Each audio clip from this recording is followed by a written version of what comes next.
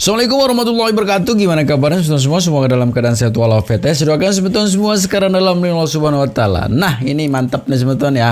Dimana sekarang temannya si Kavi nih sama Pasren gitu kan sudah mulai terbuka dan jujur ya. Ini saya menemukan video menarik sekali tentang bagaimana sih teman Kavi. Yuk Kavi ya jujur yuk biar ini selesai lah kasus ini gitu ya. Tuh lihat temanmu sudah mulai jujur ya. Jadi gimana video selengkapnya tentang temannya Kavi yang mulai geram sama Tony ya. Ini Kavi udah mulai dilucuti nih sama temannya sendiri. Ini dia. Ya kalau saya mah emang iya Kavi itu bohong. Itu tuh bertolak belakang, sangat memang bertolak belakang sih. Emang mereka kenal dekat ya mas dari dulu? Kenal dekat, kenal dekat, emang kenal dekat. Apalagi Kavi sama Hadi itu yang kenal dekat. Yang paling dekat Kavi sama CS lah kurang lebih gitu. Iya, CS itu. Ya, sangat prihatin mah. Iya. Pasti sangat prihatin Kavi kayak gini. Makanya nggak nyangka aja sampai berbuat kayak gini, sampai bohongnya kayak gini mah ya nggak percaya sih. Kasian. Ya gimana ya? Ini 6 terpidana tuh nggak macem-macem lah kata saya mah. Dia orang baik, orang dia cuma kuli bangunan. Mas Irfan ini kenal dengan Kavi dan juga 6 terpidana kasus Vina. Iya benar. Hubungannya seperti apa Mas? Boleh dijelaskan dengan Kavi dan juga dengan 6 terpidana lain? Ya hubungan dulu ya sebagai teman aja, akrab gitu, layaknya teman aja mbak. Memang akrab ya, teman dekat. Emang teman dekat itu. Sejauh mana Mas dekatnya? Ya kayak sahabat gitulah.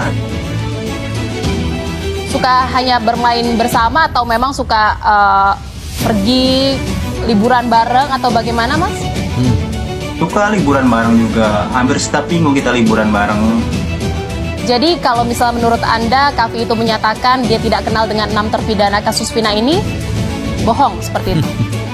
Ya, Yang Anda jelaskan ini berarti memang kedekatannya benar-benar teman dekat sejak kapan Mas? teman dekat sejak kecil mbak. SD juga udah deket itu sama yang lain juga. Tapi apa yang akhirnya membuat Mas Irfan ini muncul ke publik terus menyatakan bahwa ini Kavi bohong? Ya saya geram aja mbak. Teman-teman saya udah lama di penjara kayak gitu, melihat Kavi yang kayak gini. Itu Sebelumnya pernah menyatakan hal ini enggak? belum, enggak. Baru kali ini muncul ke publik dan bilang kalau Kavi itu berbohong. Ya, Sebelumnya belum pernah mengatakan hal ini ke siapa-siapa, termasuk polisi di 2016 seperti itu? belum mbak. Belum. Terakhir kali komunikasi dengan Kavi atau dengan 6 terpidana lain ini kapan? Oh itu udah lama mbak, udah sangat lama sih. Apakah saat kejadian itu sempat komunikasi lagi atau memang dari sebelum itu sudah tidak pernah komunikasi? Belum itu juga udah jarang komunikasi. Saya juga baru lulus sekolah, baru juga diterima kerja, jadi kurang komunikasi sama teman-teman yang di situ. Jadi bagaimana Mas saat Mas Irfan ini tahu kalau Kavi ini bilang dia tidak dekat dengan 6 terpidana kasus Vina, padahal kan mereka adalah teman dekat dari kecil tadi kata Mas Irfan. Ya, Gimana Mas? Perasaannya gimana Mas saat itu? ya sangat memprihatinkan nih mbak.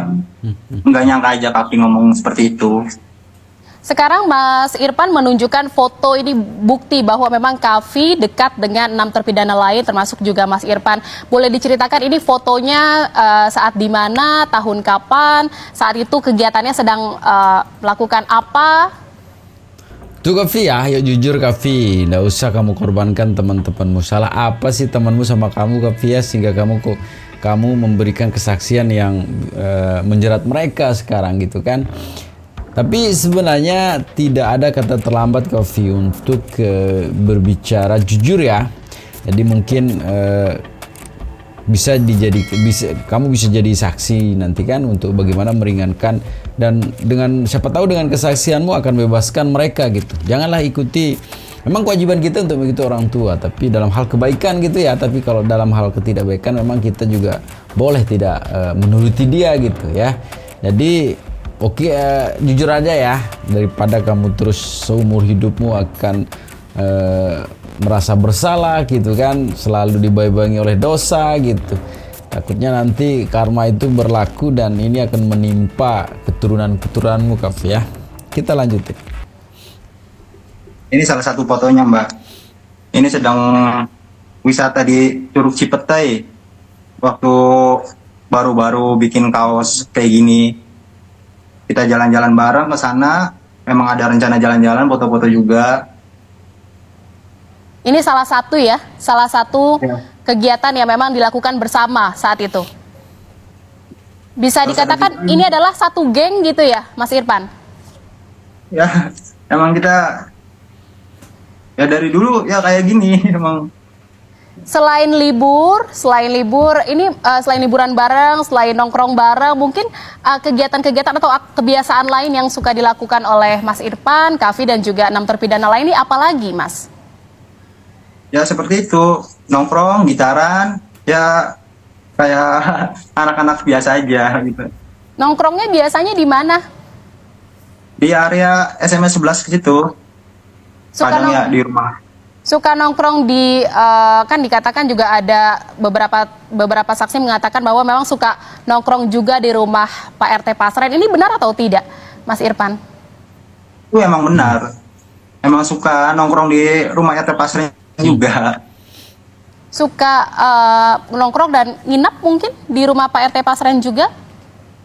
Nah juga sering di situ.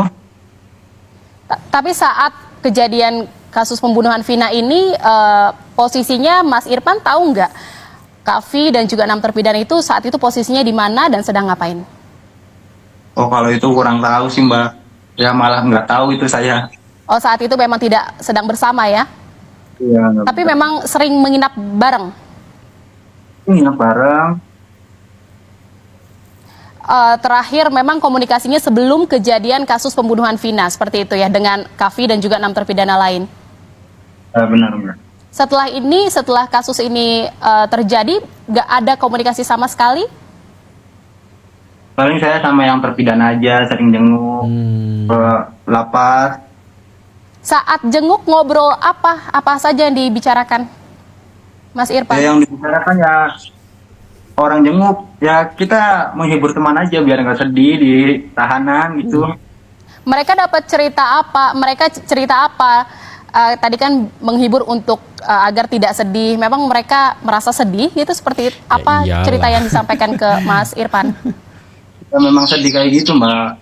Mereka ya mereka jujur nggak ngelakuin yang namanya pembunuhan, nggak seperti ini. Tapi setelah itu pernah ketemu dengan Kavi? Itu nggak pernah sama sekali Mbak. Oh, jadi sejak 2016 itu sama sekali tidak pernah komunikasi dengan Kavi dan tidak pernah bertemu dengan Kavi lagi? Ya tidak pernah Mbak. Terpidana itu, 6 terpidana yang suka dijenguk oleh Mas Irfan ini pernah cerita nggak soal Kavi? Itu nggak cerita. Kalau soal malam itu, saat itu mereka di mana, mereka apakah benar nginap di rumah Pak RT itu cerita ke Mas Irfan atau tidak, para terpidana? Kalau itu iya. Apa yang mereka ceritakan? Yang nginep di situ kumpul sama anak-anak sampai pagi, terus pulang, ya cuma itu. Saat menginap di rumah Pak RT Pasren itu, di saat malam kejadian, hal itu mereka cerita nggak? Bahwa mereka itu, ayah Kavi ini, Pak RT Pasren ini mengetahui kalau mereka tuh menginap di rumahnya. Iya, mereka Tahu. juga cerita gitu. Mereka cerita bahwa Pak RT ini tahu kalau para terpidana ini nginap di rumahnya. Iya, Info ini apakah mereka sudah sampaikan juga ke polisi? Mas Irfan? ya mereka bilang sudah sampaikan. Sudah disampaikan kepada polisi? Ya, Oke, jadi terakhir memang kalau komunikasi masih terus berjalan dengan para terpidana, tetapi tidak dengan Kavi seperti itu ya. Mas Irfan juga katakan bahwa memang ini jelas kesaksian Kavi adalah bohong, seperti itu, Mas Irfan. iya Mbak. Memang Baik. bohong itu Mbak. Baik, terima kasih atas informasi. Sadar Kavi ya, yuk sadar tuh, kasihan teman-temanmu itu ya. mereka menanggung perbuatan tuduhan ya atas apa yang mereka tidak lakukan gitu. Tidak main-main Kaffi seumur hidup loh. Dan ini bukan satu orang nih, banyak sekali ya. Ada 7 tuh ya yang kau korbankan gitu ya. Mudah-mudahan sih, sepertinya kalau Kaffi berkata jujur sekarang, mungkin persoalan ini selesai Kaffi ya. Dan mungkin publik netizen juga akan mendukung Kaffi untuk bagaimana bicara jujur gitu. Jangan sampai kebohongan ini nanti akan menjadi karma untuk kamu Kaffi, untuk kamu dapatkan yang setimpal ya dari apa yang kau tuduhkan, sehingga dalam hal pemberian kesaksian bohong ya, dalam hal ini gitu ya. Yuk Kaffi jujur ya. Kita lanjut sebetulnya ya. Ini juga ada pernyataan menarik dari sang Sri Kandi kita ya, Bu Titin, untuk mulai kita saksikan ya. Jadi gimana video selengkapnya sebetulnya? Ini dia.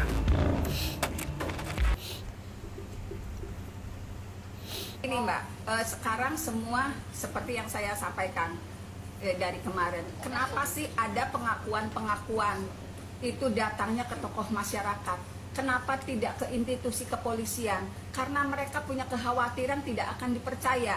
Sekarang jauh-jauh orang datang dari luar Cirebon hanya untuk menyampaikan dia pada saat itu berada di tempat dan melihat kecelakaan itu terjadi. Sebetulnya dari dulu saya paham Mbak, ini kecelakaan. Tapi saya juga kan berdiskusi ketika posisi jatuh korban ini begini, ini kemungkinan seperti apa. Itu yang sebetulnya saya pusingin. Tapi alhamdulillah sekarang kenapa saya begitu yakin, pantesan jatuhnya korban tidak terlalu jauh. Karena apa? Ini sempat zigzag, sempat jumping, baru terjawab setelah ada pengakuan itu. Terus gimana? Dari jauh itu dia naik motor kan kenceng Pak, begini goyang kayak orang mabok. Terus sekali lagi. Kan Bapak kan dari sana jalurnya sini Pak. Bapak jalurnya sini. Iya. Bapak naik mobil apa mobil? Motor. Oh Bapak naik motor juga. Bapak bonceng apa? Bonceng ya. Bapak bonceng. Kok Bapak bisa ngelihat begini? Ya kan kelihatan benar. Anak saya juga. Kenapa tuh orang Pak? Kayak orang mabok. Pending Pak.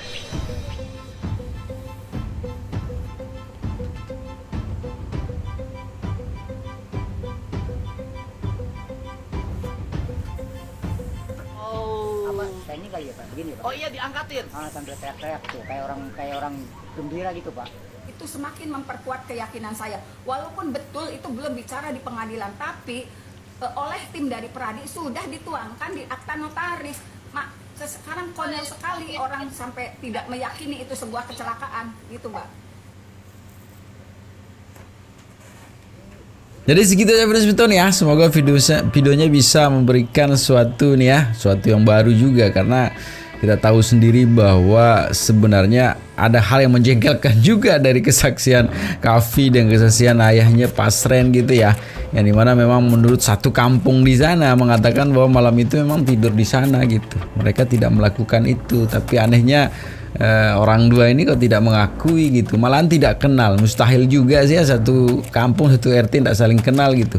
Apalagi dengan kesaksian dari teman yang terbaru ini menyatakan bahwa apa yang menjadi kesaksian Kaffi itu kok berbohong Kaffi ya.